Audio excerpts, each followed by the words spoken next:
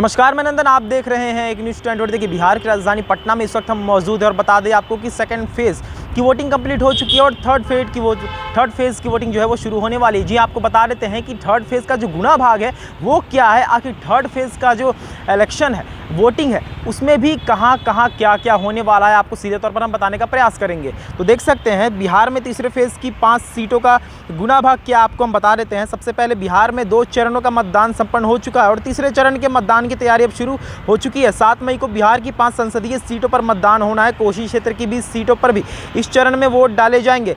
झंझारपुर, सुपौल, अररिया, मधेपुरा और खगड़िया में इस चरण में वोटिंग होगी। एनडीए और महागठबंधन उम्मीदवारों के बीच ही इस फेज़ की सीटों पर आमने सामने की टक्कर देखी जा रही है। वहीं इस चरण की जिन 5 सीटों पर मतदान होना है, उन सीटों पर पिछले चुनाव में एक ऐसे फैक्टर ने अपना प्रभाव दिखाया था जिस पर नजरें इस बार भी सभी उम्मीदवारों पर है। जी, आपको बता देते हैं कि महिला वोटरों का भी वोट अहम होगा। बिहार में तीसरे चरण का मतदान जिन 5 सीटों पर है, वहाँ पिछले लोकसभा चुनाव में महिला मतदाताएं बड़ी अहम फैक्टर बनकर सामने आई थी। महिलाओं ने इस सभी सीटों पर पुरुषों से अधिक संख्या में मतदान किया था। 5 सीट पिछली बार एनडीए की झोली में गई थी और उनके उम्मीदवार जीते थे। मधेपुरा में 56% पुरुष तो 65.3% महिलाओं ने वोट डाले थे। अररिया में 7% पुरुष तो लगभग 70% महिलाओं ने वोट डाले थे। सुपौल में 71% महिला तो 60% पुरुषों ने मतदान किया था। खगड़िया में पिछले लोकसभा चुनाव में 60% महिलाएं तो लगभग 53% पुरुषों ने मतदान किया था। वही झंझारपुर की बात करें तो झंझारपुर में 63% महिला तो 51% पुरुषों ने वोट डाले थे। इस बार भी महिला वोटरों पर सभी उम्मीदवारों की नज़रें गड़ी है, क्योंकि इन सीटों पर पिछली बार जीत हार में इनके वोटों की भूमिका अहम रही थी। आपको बता देते हैं हम कि जिस तरीके से लोकसभा चुनाव नज़दीक है और अगर वोटिंग की बात करें तो वोटिंग भी सबसे कम आंकड़ों में होती आ रही है, तो जो बहुत बड़ा सवाल भी पैदा करता है। जो इन 5 सीटों पर थर्ड फेज़ की वोटिंग होने वाली है, उस पर महिलाओं पर कड़ी नज़र रहेगी। सारे कैंडिडेट्स की महिलाओं पर कड़ी नज़र रहेगी, क्योंकि इन 5 सीटों की हमने जो बात की, झंझारपुर हो, सुपौल हो, मधेपुरा हो या फिर अन्य 2 सीटें हो, उन पर अगर बात करें तो महिलाओं की जो वोटिंग रही है वो दर के मुकाबले पुरुषों से ज़्यादा रही है। पुरुषों और महिलाओं की बात करें तो पुरुषों से ज़्यादा महिलाओं ने वोटिंग दिया था।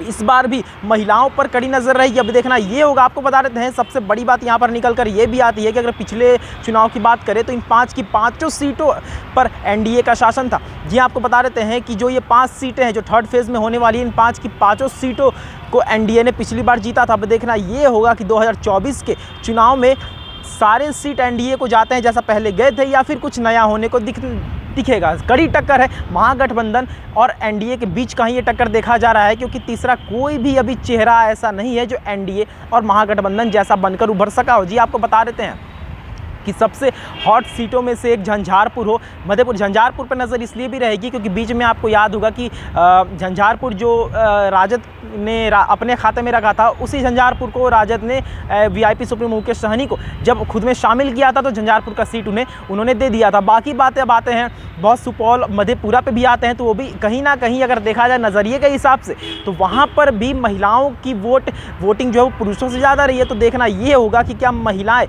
इस बार भी बाजी मारेंगी, क्या महिलाओं का वोट पुरुषों से ज़्यादा इस बार भी होगा। बड़ी बात यह है कि इसी बिहार में सबसे कम वोटिंग हो रही है। बिहार जिसको बैकबोन ऑफ पॉलिटिक्स कहा जाता है, बार बार हम कहते हैं, उसी बिहार में सबसे कम वोटिंग हो रही है। तो क्या थर्ड फेज़ की जो वोटिंग है, उस थर्ड फेज़ की वोटिंग में भी महिलाओं का वोट और पुरुषों का वोट मिलाकर सबसे कम वोटिंग हो रही है, या इस बार हो सकता है कुछ अलग सुनने को मिले। जी हाँ, इस बीच लगातार हम बने हुए हैं और आपको बता रहे हैं कि लोकसभा चुनाव नज़दीक है और उस लोकसभा चुनाव में जिस तरीके की बातें उठकर सामने आती है, जिस तरीके से एनडीए और महागठबंधन में लड़ाई चल रही है, वो देखना अहम होगा। क्योंकि अगर पिछले 2019 के इलेक्शन की बात करें तो 2019 के इलेक्शन में कांग्रेस के खाते में 1 सीट आई थी और राजद के खाते में एक भी सीट नहीं आई थी। जी, आपको बता देते हैं, आप भी इस बात से वाकिफ़ होंगे ही कि 2019 इलेक्शन की बात करें तो राजद के खाते में एक भी सीट नहीं आई थी। 0 से शुरुआत की और 0 पे ही ख़त्म हो गए। एक सीट भी राजद अपने नाम नहीं कर पाई थी। वहीं कांग्रेस ने 1 सीट बचाकर कह सकते हैं लाज रखने का काम किया था और बाकी सारे 39 के 39 सीटों पर एनडीए का कब्जा था। वहीं एनडीए के जो उम्मीदवार हैं वो कहते नज़र आ रहे हैं कि पिछली बार तो 1 सीट हम गलती से हार गए थे, इस बार 40 की 40 हमारी है। पिछली बार 39 हमारी थी, इस बार 40 हमारी है। वहीं खुद को बचाते हुए, खुद का बचाव करते हुए राजद कहती है कि पिछली बार हम एक भी सीट नहीं जीते थे, लेकिन इस बार 40 की 40 हमारी होगी। इस बार महागठबंधन, जिस तरीके से हम जानते हैं कि 2019 की ही बात करें तो महागठबंधन की बात करें तो कांग्रेस ने 1 सीट जीती थी और बाकी राजद ने 1 भी सीट नहीं जीती थी। अन्य की बात ही छोड़ दीजिए। वहीं अगर इस बार की बात करें तो बीजेपी जो पिछली बार 39 सीटें जीतने में सक्षम रही थी, इस बार देखना ये होगा कि एनडीए के खाते में 40 की 40 सीट जाती है या फिर महागठबंधन के खाते में 40 की 40 सीट जाती है, या फिर दर के मुकाबले कौन ज़्यादा प्रतिशत मार्जिन से जीत दर्ज करेगा। लेकिन यहाँ पर जानने वाली बात यह है कि आपको बताते हैं कि थर्ड फेज़ का चुनाव जो है वो नज़दीक है। उस सेकंड फेज़ का चुनाव हो चुका है और थर्ड फेज़ का चुनाव जो है वो नज़दीक है। उस बीच हम आपको बताना चाहते हैं कि थर्ड फेज़ का चुनाव जो है उसके विषय में अगर बात करें तो ये चुनाव महिला वोटरों का वोट सबसे अहम होगा, क्योंकि मधेपुरा, अररिया, सुपौल, झंझारपुर, खगड़िया ये सीट जो है वो हॉट सीटों में से एक बनी हुई है। और इन सब सीटों में अगर बात करें तो झंझारपुर, सुपौल और अररिया, इन सीटों पर लोगों का ध्यान ज़्यादा रहेगा। अब देखना ये होगा कि लोकसभा चुनाव नज़दीक है, इस बीच आखिर महिला वोटरों का योगदान कितना होगा, क्योंकि इन 5 की 5 सीटों पर महिला वोटरों का योगदान अधिकतर रहा था। तो ये थी आज की रिपोर्ट। बाकी ऐसे और तमाम खबरों के लिए हमारे साथ बने रहो और देखते रहें न्यूज़ 24। मैं नंदन अपने सहयोगी के साथ। धन्यवाद।